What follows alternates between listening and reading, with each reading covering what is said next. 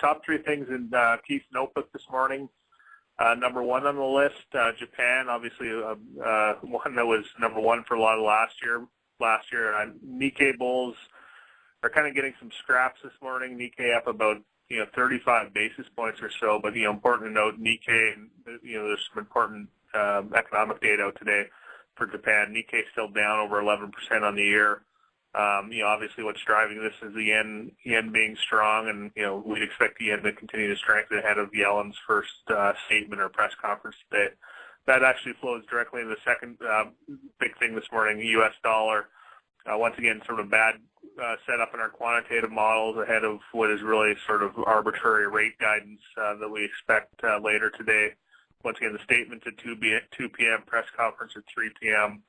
As we've been consistently saying, a weak U.S. dollar, which leads to increasing inflation, is the biggest risk we see to the U.S. economy and any economic recovery. And that leads right into the third thing, which actually is a marginal positive, which is oil.